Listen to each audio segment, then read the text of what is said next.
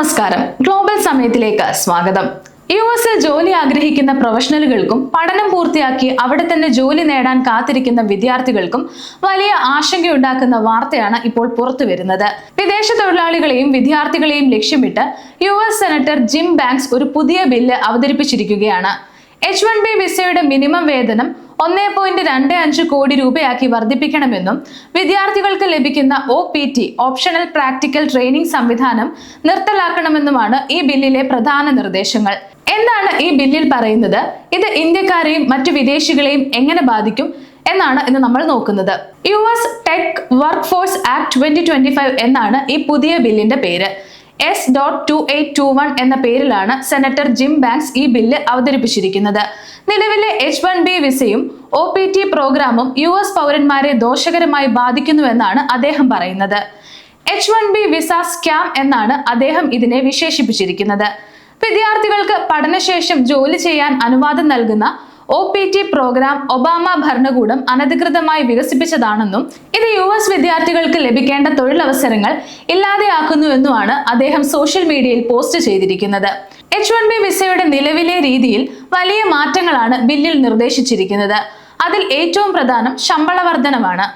ഇനി മുതൽ ഒരു H-1B തൊഴിലാളിക്ക് നൽകേണ്ട ഏറ്റവും കുറഞ്ഞ വാർഷിക ശമ്പളം $150,000 ആയിരിക്കണം. അല്ലെങ്കിൽ സമാനമായ രീതിയിൽ ജോലി ചെയ്യുന്ന US പൗരന് നൽകുന്ന ശമ്പളത്തിന് തുല്യമായിരിക്കണം. ഏതാണോ വലുത് അത് നൽകണം. നിലവിൽ കുറഞ്ഞ ശമ്പളത്തിന് വിദേശ തൊഴിലാളികളെ നിയമിക്കുന്ന കമ്പനികളെ തടയുകയാണ് ഇതിലൂടെ ലക്ഷ്യമിടുന്നത്. സാധാരണയായി ഇൻഫോസിസ്, TCS പോലെയുള്ള കമ്പനികൾ തങ്ങളുടെ ജീവനക്കാരെ അവരുടെ തേർഡ് പാർട്ടി വർക്ക് സൈറ്റിലേക്ക് ജോലിക്ക് വിടാറുണ്ട്. ഇത്തരം സാഹചര്യങ്ങളിൽ വിസ കാലാവധി വെറും 1 വർഷം മാത്രമായി ചുരുക്കണമെന്നാണ് ബില്ല് നിർദ്ദേശിക്കുന്നത്. നിലവിൽ ഇത് 3 വർഷം വരെ കാലാവധിയുള്ളതും പിന്നീട് പുതുക്കാൻ സാധിക്കുന്നതുമാണ്. ഇനി US പഠിക്കുന്ന വിദേശ വിദ്യാർത്ഥികളുടെ കാര്യം നോക്കിയാൽ അവർക്ക് ഏറ്റവും പ്രയോജനമുള്ള ഒന്നാണ് OPT. ഇത് നിർത്തലാക്കാനും ബില്ല് നിർദ്ദേശിക്കുന്നു. സയൻസ്, ടെക്നോളജി, എഞ്ചിനീയറിംഗ്, മാത്തമാറ്റിക്സ് അതായത് STEM മേഖലയിലുള്ളവർക്ക് പഠനം കഴിഞ്ഞ് 3 വർഷം വരെ US ജോലി ചെയ്യാനും പ്രായോഗിക പരിശീലനം നേടാനുമുള്ള അവസരമാണ് OPT നൽകുന്നത്. എന്നാൽ ഈ ബില്ല് നടപ്പിലാക്കിയാൽ പഠനം കഴിയുന്നതോടെ ജോലി ചെയ്യാനുള്ള അനുമതിയും അവർക്ക് ഇല്ലാതെയാകും.